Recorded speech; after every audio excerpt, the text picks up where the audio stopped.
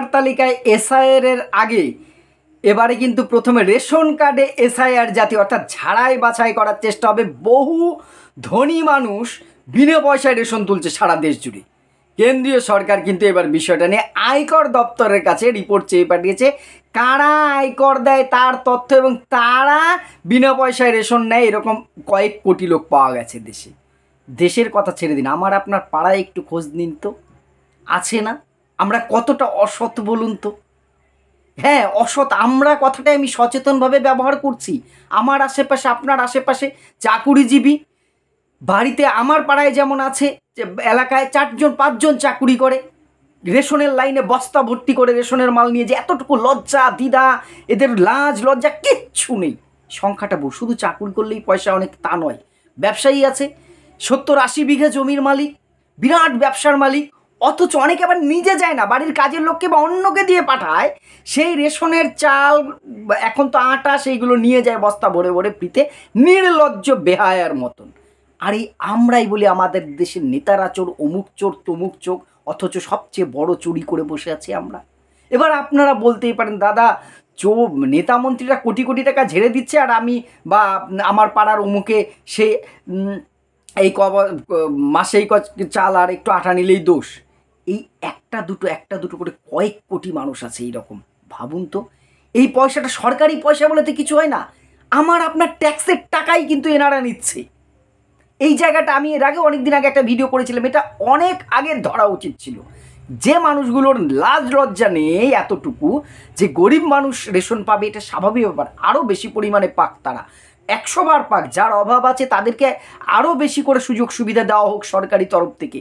একটা শ্রেণীর মানুষ সত্যিই খুব কষ্টে আছে, আর এক শ্রেণীর মানুষ ধনী, মানে সেই যেন তারা সেই তথাকথিত জমিদারের পর্যায়ে পড়ে, বাড়িতে 2-3-4টে চাকরি, কারোর জমি আছে, কারোর বিরাট বিরাট ব্যবসা আছে, বিদেশে থাকে, এটা সেটা 3 তলা বাড়ি, অথচ নির্লজ্জের মতন মাস গেলে রেশনের মালটা ফ্রিতে নিয়ে যাচ্ছে।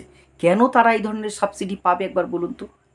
সেই তাকে বা এই ধরনের কোটি কোটি মানুষ যে ভর্তি করে নিচ্ছে, সেই টাকাটা দিয়ে তো গরিব মানুষ যদি 10 কিলো পায়, তাকে আরও 10 কিলো দেওয়া যায়, সে গরিব মানুষটা পাক না, তাতে কিন্তু আমার বা আমাদের কারোরই নিশ্চয়ই কোনো আপত্তি নেই। এটা একটা কিন্তু ভয়ঙ্কর দুর্নীতি সারা দেশ জুড়ে চলছে। এখানে কিন্তু আমি শুধু নেতা মন্ত্রীদের দোষ দেব না, এখানে কিন্তু আমার আপনার আয়নাতে মুখ দেখার সময় এসছে। আমার যদি সামর্থ্য থাকে কেন আমি স্যারেন্ডার, একটা সময় হয়তো আমার অভাব ছিল তখন নিয়েছি, যখন আমার স্বাচ্ছলতা এসে আমার কি উচিত নয় কার্ডটাকে স্যারেন্ডার করা? না, আমরা করি না। তাহলে আমার যেখানে স্বচ্ছতা দেখানোর কথা আমি সেইটুকু দেখাচ্ছি না, অথচ অন্যের দোষ ধরছি।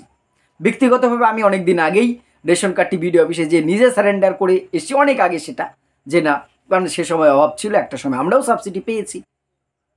এটা আমি নিজের মানে নিজেকে বিরাট বড় একেবারে বিপ্লবী কাজ করে ফেলছি তা নয়। আমাদের এটা একটা মিনিমাম নাগরিক হিসেবে কর্তব্য, জাস্ট কর্তব্য, আর কিছু নয়। এবার দেখছেন যে রিপোর্ট যেটা আজকেই বেরিয়েছে, কেন্দ্রীয় সরকার এরকম আয়কর দপ্তরের কাছ থেকে তথ্য চেয়ে পাঠিয়েছে, কয়েক কোটি ভুয়ো রেশন কার্ড ইতিমধ্যেই ক্যান্সেল করা হয়েছে। সারা দেশ রাজ্য জুড়ে এরকম হবে এবং এদেরকে প্রথমে সুযোগ দেওয়া হবে, যারা আয়কর দেন তাদের এই সাবসিডির রেশন কার্ড থাকবে, একটা আইডেন্টি কার্ড হিসেবে থাকবে, তারা রেশন কার্ড সারেন্ডার যেন করে। যদি তারপরেও তারা নির্দিষ্ট সময়ের মধ্যে না করে, তারপরে ধরা পড়লে কিন্তু তাদের শাস্তি দেওয়া হবে। আমি মনে করি শাস্তিটা যেন মুখে না থেকে যায়, কঠোর শাস্তি দেওয়ার ব্যবস্থা হোক, তাদের পয়সায় গরিব মানুষকে দেওয়া হোক। শুধু আয়করদাতা এটা দেখা উচিত নয়, অনেকেই আছে ব্যবসা বা কৃষিজীবী, প্রচুর পয়সার মালিক কিন্তু অন্যান্য বিভিন্নভাবে, কিন্তু তারা আয়কর রিটার্নটা ফাইল করেন না, তারা যেন এই ফাঁকে না গলে যায়। সঠিক সার্ভে করার দরকার। গভর্নমেন্ট যদি চায়, সিস্টেম যদি চায়, সব সম্ভব। আমাদেরও কিন্তু নাগরিক হিসেবে সদিচ্ছার দেখানোর প্রয়োজন আছে।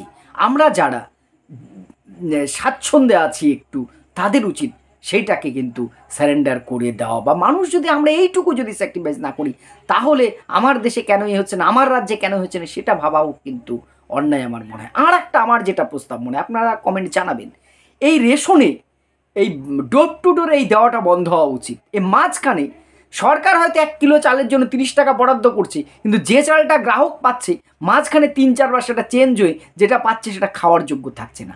কিন্তু সরকারি কিন্তু টাকাটা খরচ হচ্ছে, কিন্তু আমি সেই বা আপনি যখন পাচ্ছি 30 টাকার জিনিসটা পাচ্ছি না, পাচ্ছি 15 টাকার জিনিস। মাঝখানের 15 টাকা রেশন ডিলার থেকে শুরু করে মধ্যস্বত্বভোগী, যতবার গোডাউন চেঞ্জ হয় একটা প্রবাদ আছে, ততবার রেশনের চাল চেঞ্জ হয়ে যায়। ভুক্তভোগী অর্থাৎ গ্রাহক যারা আছে তাদের অ্যাকাউন্টে আমার মনে হয় এই জিনিসপত্র না দিয়ে সরাসরি টাকাটা দিয়ে দিলে বোধ হয় এই দুর্নীতিটা কিছু কমে।